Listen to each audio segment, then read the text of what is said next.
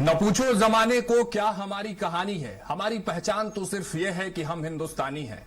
जहां तिरंगे की आन पर बात आए वहां हर सैनिक की आखिरी सांस भी एक कुर्बानी है। नमस्कार, मैं हूं राघवेंद्र ओझा और आप देख रहे हैं स्वराज एक्सप्रेस। कुछ तारीखें सिर्फ कैलेंडर पर दर्ज नहीं होती, वे इतिहास बन जाती हैं। वे आने वाली पीढ़ियों को यह याद दिलाती हैं कि उस तारीख की आखिर कीमत क्या है। 26 जुलाई ऐसी ही एक तारीख है। यह सिर्फ एक जीत का दिन नहीं है, बल्कि उस जज्बे का प्रतीक भी है जब भारतीय सैनिकों ने दुनिया को बता दिया कि भारत शांति चाहता है। लेकिन अगर कोई उसकी सरजमी पर नजर भी उठाएगा तो उसका जवाब भी उसी दृढ़ता और साहस से मिलेगा। साल 1999 करगिल की बर्फीली चोटियां, दुश्मन ने धोखे से भारतीय सीमा में घुसपैठ की, लेकिन भारतीय सेना ने ऑपरेशन विजय के तहत ऐसी जवाबी कार्रवाई की कि हर चोटी पर फिर से तिरंगा लहराया और 26 जुलाई को भारत ने विजय का परचम भी फहराया। यह जीत सिर्फ एक सैन्य सफलता नहीं थी, यह हर भारतीय के आत्मसम्मान की जीत भी थी। यह उन वीर सपूतों के सर्वोच्च बलिदान की कहानी है जिन्होंने हमारे आज और कल के लिए समर्पित कर दिया। आज करगिल विजय दिवस पर पूरा देश उन अमर शहीदों को शत शत नमन कर रहा है और इसी अवसर पर हम उन रणबांकुरों की वीरता, उनके अनुभव और उनके अदम्य साहस को करीब से जानने की कोशिश भी करेंगे। लेकिन इससे पहले देखिए करगिल से हमारे छत्तीसगढ़ हेड अंशुमान शर्मा की यह खास रिपोर्ट। 27 साल शौर्य के, 27 साल पराक्रम के, 27 साल एक ऐसी विजय के जो दुनिया को यह बताता है कि भारत की तरफ कोई नजरें टेढ़ी करके देखता है तो भारतीय सेना का पराक्रम उस देश का क्या हाल करता है।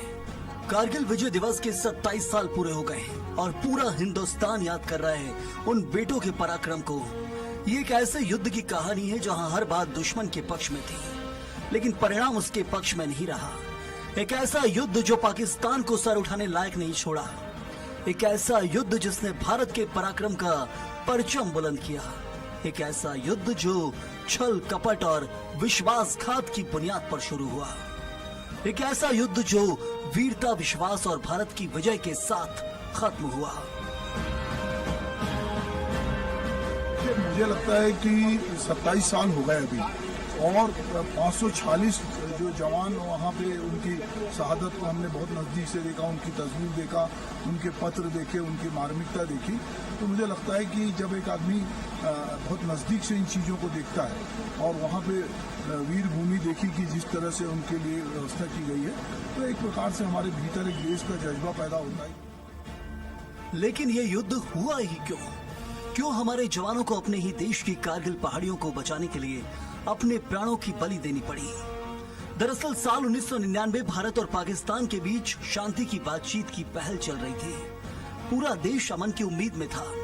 तभी पाकिस्तान ने विश्वासघात की एक ऐसी साजिश रची जिसने कारगिल युद्ध की नींव रख दी। इस साजिश का नाम था ऑपरेशन बद्र। योजना थी सर्दियों का फायदा उठाकर नियंत्रण रेखा पार करना और भारतीय सीमा के भीतर ऊंची चोटियों पर गुपचुप कब्जा जमाना।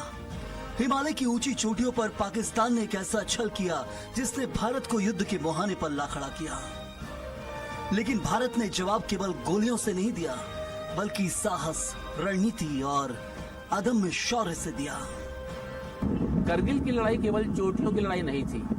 ये भारत के सैनिकों की अदम्य साहस, संकल्प और बलिदान की ऐसी वीर गाथा थी जिसने दुनिया को बता दिया कि परिस्थितियां चाहे कितनी भी कठिन क्यों ना हो, भारत के सैनिक अपनी जन्मभूमि की रक्षा के लिए हर चुनौतियों से निपटने का मादा रखते हैं। 26 मई 1999 को भारतीय सेना ने ऑपरेशन विजय शुरू किया, जिसमें करीब 2 लाख सैनिक, हजारों तोपें, बोफोर्स, मोर्टार और विशेष पर्वतीय टुकड़ियां दुश्मन को खदेड़ने निकल पड़ी।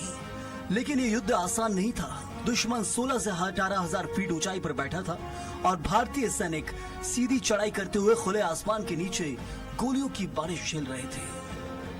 करीब 74 दिन चले ऑपरेशन विजय के दौरान कई सैनिकों को अपनी जान गंवानी पड़ी। इसके अलावा कई सैनिक घायल हुए।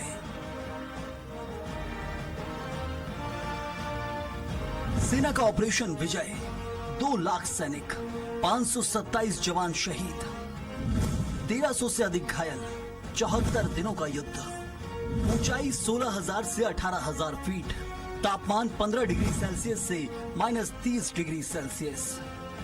ऑक्सीजन की भारी कमी, दुश्मन ऊंची चोटियों पर।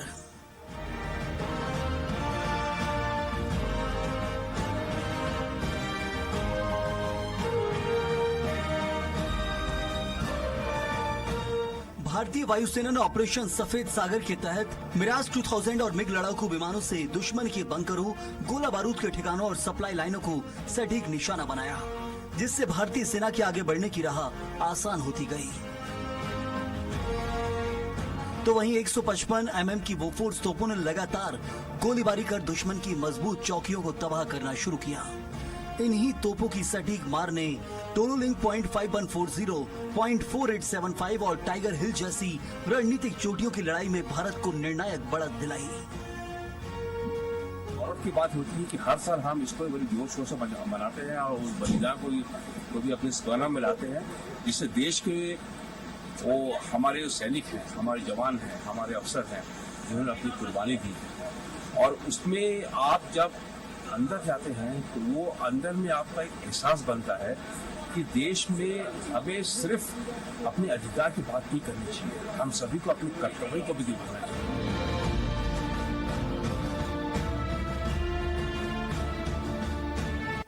अब आपको कारगिल विजय के उन हीरोज के बारे में बताते हैं जिन्होंने अपना नाम हिमालय से भी ऊंचा कर लिया।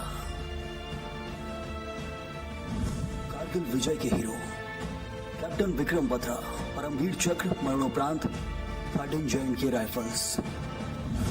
कैप्टन मनोज कुमार पांडे, परमवीर चक्र, मरणोपरांत 1/11 Gorkha rifles. Captain N Kenguruse, Mahavir Chakra, मरणोपरांत ASC 2 Raj RIF। Captain Amol Kalia, Vir Chakra, 12 J&K। Major Rajesh Singh अधिकारी, महावीर चक्र, मरणोपरांत 18 ग्रेनेडियर्स। मेजर विवेक गुप्ता, महावीर चक्र, मरणोपरांत 2 Rajputana rifles. Lieutenant Kishan Clifford Nongrum, Mahavir Chakra, मरणोपरांत 12 J&K rifles. Lieutenant Balwan Singh, Mahavir चक्र, 18 ग्रेनेडियर्स। ग्रेनेडियर योगेंद्र सिंह यादव, परमवीर चक्र, 18 ग्रेनेडियर्स। राइफलमैन संजय कुमार, परमवीर चक्र, 13 J&K राइफल्स। नायक दिगेंद्र कुमार, महावीर चक्र, 2 राजपुताना राइफल्स। कारगिल सिर्फ एक युद्ध नहीं था, ये भारत की अस्मिता की लड़ाई थी। एक ऐसा युद्ध जिसने साबित कर दिया कि भारतीय सैनिक चाहे तो दुश्मन कितनी भी ऊंचाई पर क्यों न बैठा हो, उसे हराकर ही लौटता है। आज करगिल वीर दिवस पर तिरंगा शान से लहराता है, तो उसकी हर लहर पर हमारे वीर सैनिकों की कहानी सुनाई देती है, जिन्होंने कहा नहीं कर दिखाया। जो लौटे वे विजय लेकर लौटे, और जो नहीं लौट पाए वे भारत की वीर गाथा में हमेशा के लिए अमर हो गए। करगिल के वीरों को शत शत नमन। अंशुमान शर्मा, स्वराज एक्सप्रेस, करगिल।